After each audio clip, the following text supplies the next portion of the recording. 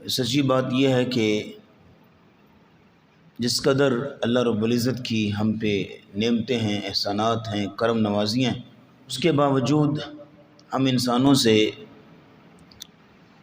بہت سے ایسے کام ہو جاتے ہیں کہ جن کو کہا جا سکتا ہے کہ اللہ کے ساتھ بے وفائی ہے۔ اللہ رب العزت کی ناقدری ہے، اور سم ٹائم تو انسان ایسی جہالتوں میں پڑ جاتا ہے کہ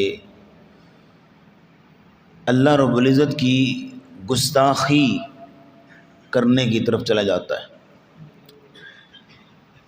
اللہ رب العزت کی جس قدر کرم نوازیاں ہیں، ہم پہ انعامات ہیں، احسانات ہیں، اس کے مقابلے میں اگر دیکھا جائے کہ ہم اللہ کی عبادت کتنی سی کرتے ہیں یا اس کے احکامات پر کتنا چلتے ہیں، تو کچھ بھی نہیں ہے۔ وہی بات جو مالک بن دینار رحمۃ اللہ علیہ کی دعا کہ جب ایک دن وہ عشاء کی نماز پڑھ کے گھر لوٹے تو سم ٹائم ہوتا ہے نا، بندے کا موڈ، مزاج اللہ کی طرف زیادہ تعلق بنا ہوتا ہے۔ تو عشاء کی نماز پڑھ کے گھر لوٹے تو قیام کرنے لگ پڑے، لمبا رکوع، لمبا سجدہ، قرآن پڑھتے جا رہے ہیں، پھر وقفے سے پھر قیام شروع کر لیا، پھر وقفہ، پھر قیام شروع کر لیا، پوری رات گزار دی۔ جب تہجد کا وقت ہوا، فجر کا وقت قریب آیا تو ہاتھ اٹھا لیے۔ یہ ان کا ایک بھانجا ہے کہ جو اس واقعے کو نریٹ کر رہا ہے، روایت کر رہا ہے۔ وہ کہہ رہا ہے میں دیوار کے دروازے کے پیچھے چھپ گیا کہ میں دیکھوں گے ماموں کرتے کیا ہیں، رات پڑھنے کی آواز آتی ہے، رونے کی آواز آتی ہے، کرتے کیا ہیں۔ تو جب فجر کا وقت ہوا تو انہوں نے ہاتھ اٹھا لیے دعا کے لیے۔ تو الفاظ کیا ہیں؟ یا رحمان، یا اللہ، ما عبدناک حق عبادتک، اے اللہ ہم نے اس طرح تیری عبادت کا حق ادا نہیں کیا کہ جس طرح کرنا چاہیے تھا۔ اب ساری رات قیام کر رہے ہیں، نوافل پڑھ رہے ہیں، الفاظ کیا ہیں؟ ما عبدناک حق عبادتک، ہم نے اس طرح تیری عبادت نہیں کی جس طرح عبادت کرنے کا حق ہوتا ہے۔ بس میری ایک ہی گزارش ہے، فحرم شعر مالک ابن دینار علی النار، یا اللہ جس دن قیامت بپا ہوگی اس دن مالک بن دینار کے ان سفید بالوں کو جہنم کی آگ سے بچا لینا، بس میری ایک ہی گزارش۔ تو یہ واقعہ سنانے کا مقصد یہ ہے کہ جس قدر اللہ کی کرم نوازیاں ہیں، انسان کیا حق ادا کر سکتے ہیں؟ کچھ نہیں۔ تو یہ 25واں پارہ ہے آج ہمارا، انتہائی مختصر، کیونکہ طاق رات کے بعد درس مختصر ہی ہونا چاہیے، اس لیے اس پارے کا موضوع ہے اللہ کی کرم نوازیاں اور بندے کی دغا بازیاں۔ یہ اس پارے کا مین تھیم ہے، اور اسی سنٹنس کے تناظر میں اس پارے کو دیکھیے گا۔ اللہ رب العزت فرماتے ہیں لا یسأم الانسان من دعاء الخیر، انسان خیر مانگتے نہیں تھکتا، مال و دولت، عافیت، نعمتیں، انبار، فراوانیاں۔ لا یسأم الانسان من دعاء الخیر، خیر کا مطالبہ کرتے انسان نہیں تھکتا، دعائیں کرے گا، اللہ سے مانگے گا، طلب ہوگی، خواہش ہوگی، حرص ہوگی، لالچ۔ جیسے نبی اسلام نے فرمایا نا کہ انسان کے لیے اگر 2 وادیاں بھی سونے کی ہو جائیں تو تیسری کی تلاش میں پھرے گا۔ تو اللہ کہتے ہیں وَإِن مَسَّهُ الشَّرُّ فَيَئُوسٌ قَنُوطٌ، لیکن اگر کوئی مصیبت پہنچ جائے، اللہ کی طرف سے کوئی تکلیف پہنچ جائے، کوئی پریشانی آ جائے، تو فوراً مایوس ہو کے، ناامید ہو کے بیٹھ جائے گا۔ یہ انسان کا مزاج ہے۔ اور اگلی بات فرمایا وَإِذَا أَنْعَمْنَا عَلَى الْإِنسَانِ أَعْرَضَ وَنَأَىٰ بِجَانِبِهِ، اور جب ہم انسان پہ نعمت کرتے ہیں نا، کوئی فراوانی نعمت ہے، مال و دولت ہے، انبار ہے، عافیت ہے، خوشیاں، سب کچھ مالا مال ہے، اعرض ونأىٰ بجانبہ، تو ہم سے منہ موڑ لیتا ہے، ہمارے قریب بھی نہیں آتا۔ وَإِذَا مَسَّهُ الشَّرُّ فذو دعاء عریض، اور جب اس کو تکلیف پہنچتی ہے نا پھر بڑی لمبی لمبی دعائیں کرتا ہے. یہ میرے الفاظ نہیں ہیں، ترجمہ کر رہا ہوں. وَإِن مَسَّهُ الشَّرُّ فَذُو دُعَاءٍ عَرِيضٍ، جب کوئی تکلیف پہنچتی ہے، مصیبت پہنچتی ہے تو بہت لمبی لمبی تھوڑی دعائیں کرتا ہے. یہ انسان کا ہی مزاج یہ نہیں ہونا چاہیے. ہونا چاہیے کہ جو ایک مومن کا مزاج ہوتا ہے کہ اگر فراوانی نعمت ہے، اگر حالات درست ہیں، سکون ہے، اطمینان ہے، اطمینان قلب ہے، تسکین قلب ہے، اس صورت میں بھی اپنے رب کے ساتھ تعلق رکھے. اور اگر کوئی معاملہ اوپر نیچے ہو جاتا ہے، تکلیف پریشانی آ جاتی ہے، تنگی نقصان ہو جاتا ہے، تو اس صورت میں بھی تعلق اپنے رب کے ساتھ ہو. حضرت یوسف علیہ السلام نے دو حالات دیکھے. ایک انتہائی بے سکونی سے مراد یہ ہے کہ دنیاوی اعتبار سے تنگی ہے، جیل خانے کے اندر ہیں، اور انتہائی اعلیٰ یعنی عزیز مصر ہیں، مصر کے تخت پہ بیٹھے ہیں. دونوں حالتوں میں قرآن کیا کہہ رہا ہے؟ جب جیل میں تھے تو آپ کو پتہ ہے کہ دو قیدی ساتھی جو تھے وہ آئے تھے خواب کی تعبیر پوچھنے کے لیے. تو انہوں نے پتہ کیا کہا تھا؟ نبئنا بتأویلہ انا نراک من المحسنین، یوسف ہمیں خواب بتاؤ، ہم دیکھ رہے ہیں کہ تو بڑا نیکوکار ہے. ہم تجھے، ظاہر ہے کہ ایک ہی جیل میں رہ رہے ہیں اکٹھے، تو اس کو چلتے پھرتے اٹھتے بیٹھتے دیکھتے تھے. تو نبئنا بتأویلہ انا نراک من المحسنین، ہم دیکھ رہے ہیں تو بڑا نیکوکار ہے.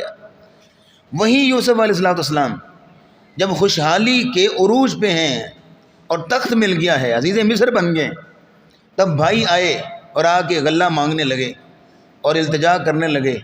تو انہوں نے بھی کہا تھا یا ایھا العزیز مسنا واہلنا الضر، اے عزیز مصر ہمیں تکلیف پہنچی ہے، ہم تکلیف میں ہیں، لہٰذا ہمیں غلہ عطا کر.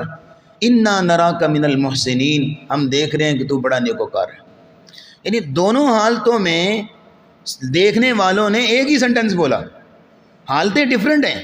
ایک کہاں جیل کی بند کوٹری میں ہیں اور کتنے سال، 6-7 سال جو ہے کچھ بھی نہیں، کہیں نہیں گئے، وہاں رہے ہیں، تب بھی دیکھنے والوں نے کہا انا نراک من المحسنین.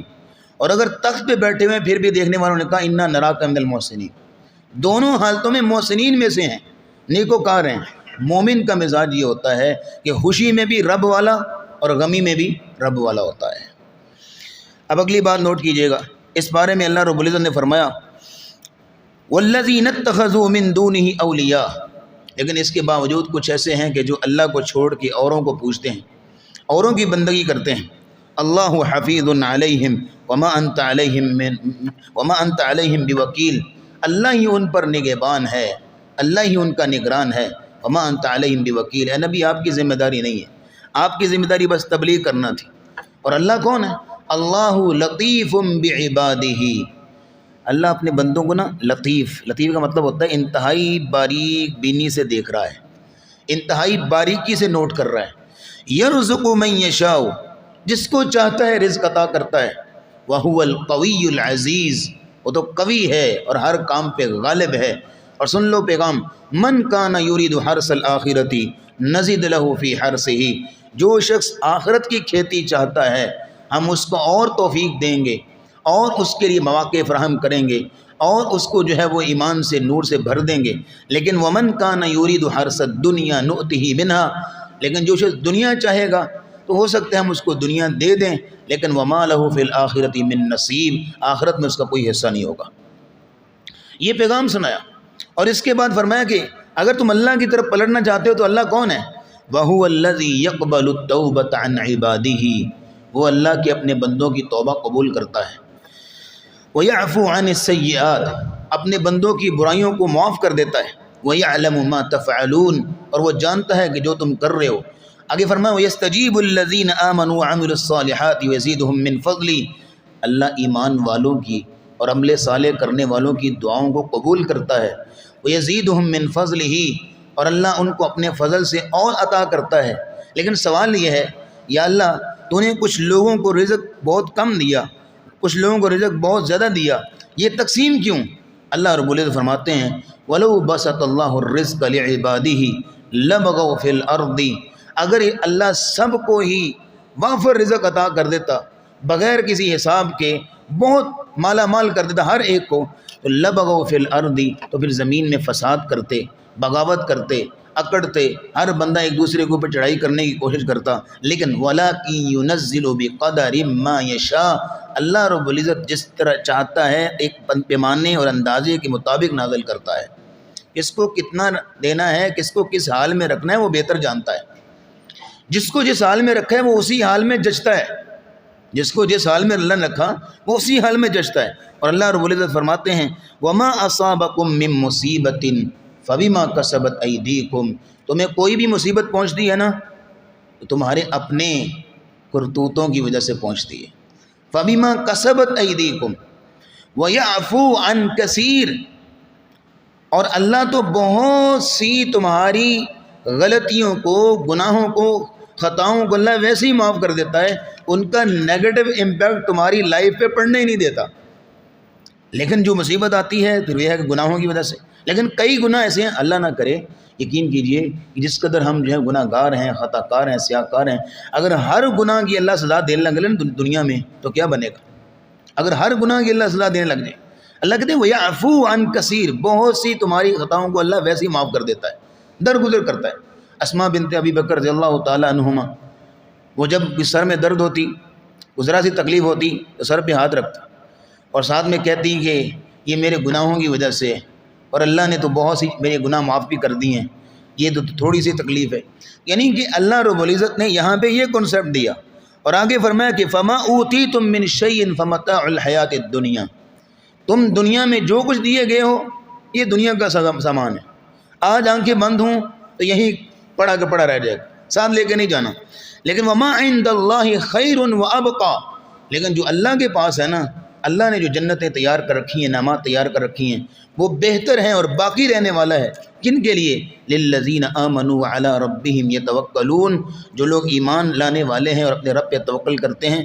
اور آگے فرمایا والذین یجتنبون کبائر الاسم والفواحش، وہ لوگ کہ جو کبیرہ گناہوں سے بچتے ہیں، فحاشی سے بچتے ہیں۔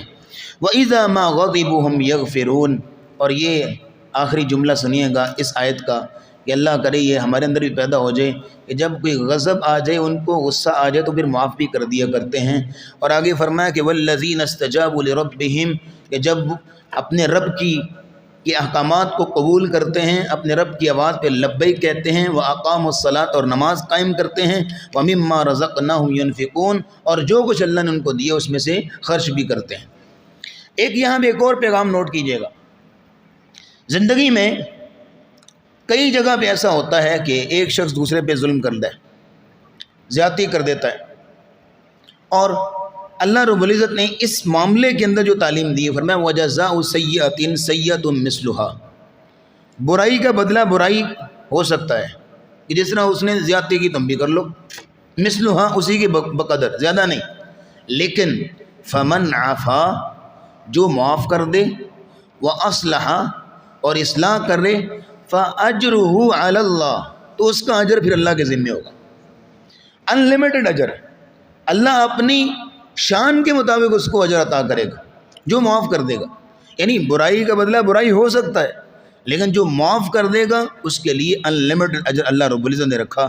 اور پھر یہ ہے کہ یہاں پہ اللہ رب العزت نے خاص پیغام بھی دیا، اللہ کی کرم نوازیاں دیکھیے گا، للہ ملک السماوات والارض، اللہ ہی کے لیے بادشاہت آسمانوں کی اور زمین کی، یخلق ما یشاء، جس طرح چاہتا ہے وہ پیدا کرتا ہے، یہب لمن یشاء اناسا، جس کو چاہتا ہے بیٹیاں دیتا ہے، ویہب لمن یشاء الذکور، جس کو چاہتا ہے بیٹے عطا کرتا ہے، او یزوجہم ذکرانا و اناسا، جس کو چاہتا ہے بیٹے اور بیٹیاں ملا جلا کے دیتا ہے، ویجعل من یشاء عقیما، اور جس کو چاہتا ہے بانجھ رکھتا ہے، بے اولاد رکھتا ہے۔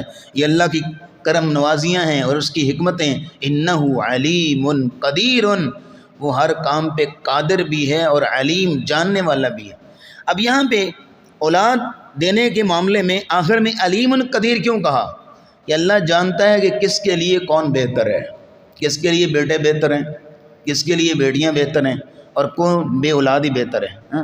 ہم دعا تو کرتے ہیں کہ یا اللہ جو بے اولاد ہے ان کو نیک صالح اولاد نصیب فرما، نیک صالح اولاد دے، اور جن کو اولاد دی ہے ان کے لیے صدقہ جاریہ بنا، آنکھوں کی ٹھنڈک بنا۔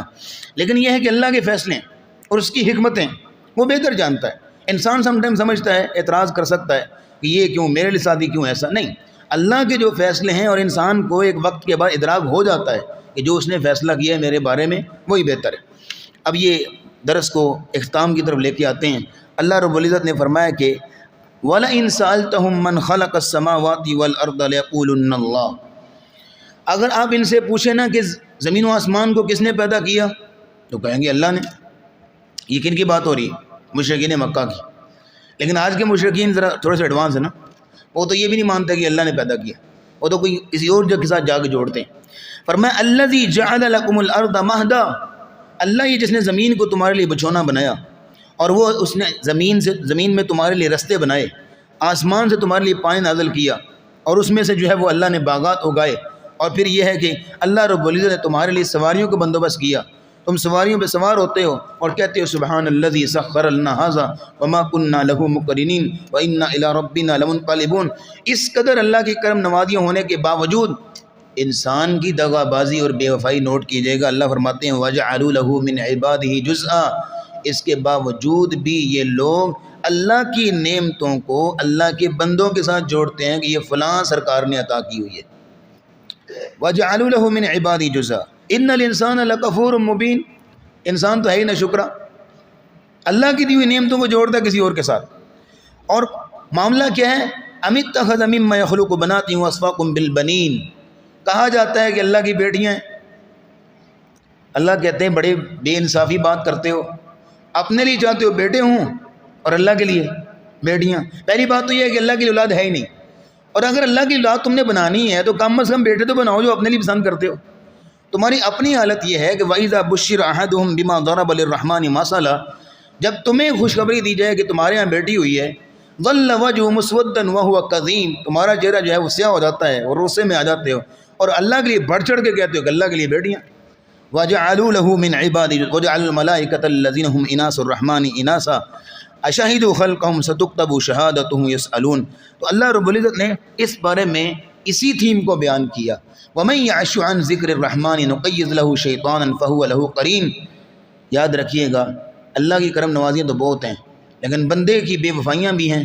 لیکن اللہ کہتے ہیں جب میرا بندہ مجھ سے دور جانے کی کوشش کرتا ہے نا، میرے ذکر سے منہ موڑنے کی کوشش کرتا ہے نا، نُقَيِّضْ لَهُ شَيْطَانًا فَهُوَ لَهُ قَرِينٌ، ہم اس کے لیے ایک شیطان مقرر کر دیتے ہیں کہ جو اس کا قرین بن جاتا ہے، ساتھی بن جاتا ہے، جو اس کو جگہ جگہ پہ جو ہے وہ لیڈ کر رہا ہوتا ہے اور اس کو مختلف جو ہے وہ گمراہیوں اور گناہوں کی طرف لے کے جا رہا ہوتا ہے۔ اس لیے انسان کو اگر اس چیز سے بچنا ہے تو اپنے آپ کو رب کے ساتھ جوڑے، رب کے ذکر کے ساتھ جوڑے، کسی جگہ پہ بھی اللہ کے ذکر سے منہ نہ موڑے۔ اور اللہ نے تو بڑی کرم نوازیاں کی، لیکن اس کے باوجود کئی لوگ ایسے بھی آئے، تو ایک سے بڑھ کے ایک آیا کہ جس نے اللہ کے ساتھ بے وفائیاں کی۔ جیسے فرعون تھا، اللہ نے بھیجا تھا موسیٰ کو تبلیغ کرنے کے لیے، تو فرعون پتہ کیا کہتا ہے؟ وَنَادَى فِرْعَوْنُ فِي قَوْمِهِ قَالَ يَا قَوْمِ أَلَيْسَ لِي مُلْكُ مِصْرَ، دیکھو میری مصر کی حکومت، میرا تخت، وَهَٰذِهِ الْأَنْهَارُ تَجْرِي مِن تَحْتِي، اور میرے گھر کے سامنے سے نہریں جاری ہوتی ہیں، یہ دیکھو میرے محلات، افلا تبصرون، کہ تم دیکھتے نہیں ہو؟ ام انا خیر من هذا الذي هو مہین، یہ بہتر ہے موسیٰ کہ جس کے پیچھے تم چل رہے ہو، یا میں بہتر ہوں؟ ہوا مہین ولا یکاد یبین، جو صحیح طریقے سے بات بھی نہیں کر سکتا۔ فلولا القی علیہ اسورۃ من ذہب، اب دیکھیے کہ اللہ نے ایک نبی بھیجا اس کی ہدایت کے لیے، لیکن اس کا آگے سے کردار کیا تھا؟ تو اللہ رب العزت نے اسی چیز کو بیان فرمایا۔ آخری بات نوٹ کیجیے گا، سورۃ دخان میں اللہ رب العزت نے دو گروہوں کا ذکر کیا ہے، ایک ہے مجرمین، دوسرے ہیں متقین۔ اللہ رب العزت ہمیں متقین میں شامل فرمائے، لیکن دونوں کا انجام نوٹ کیجیے گا۔